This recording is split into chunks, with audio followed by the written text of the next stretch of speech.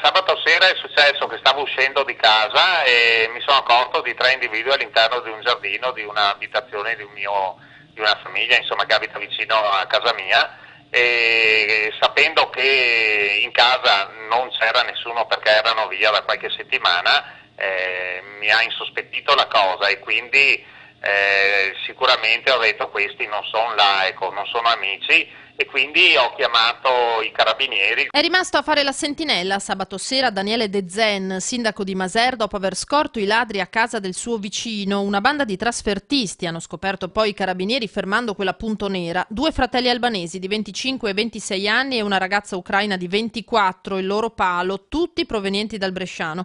Arrestati per furto aggravato in concorso, in macchina la refurtiva, generi alimentari e una bottiglia di vino. Di fatto è stato il primo cittadino a farli acciuffare. L'impressione è stata positiva anche perché un anno fa ho ricevuto, purtroppo ho subito un furto mio personale, mi hanno portato via la borsa dell'auto e purtroppo questi, nonostante le telecamere, non leggendo il numero di targa, non siamo riusciti a rintracciarli. La soddisfazione è quella appunto di poterli agguantare, ecco. Per i 3 processo rinviato a fine mese, la ragazza è stata scarcerata, i 2 fratelli hanno l'obbligo di presentazione in caserma 3 volte a settimana. Il sindaco invita i cittadini a fare come lui e a tenere gli occhi aperti. Purtroppo oggi la gente non vive, i cittadini non vivono tranquilli in casa, non si vive tranquilli, proprio a seguito di questi fatti che succedono ripetutamente, e quindi a maggior ragione la collaborazione da parte dei cittadini con le forze dell'ordine è necessaria e alquanto indispensabile.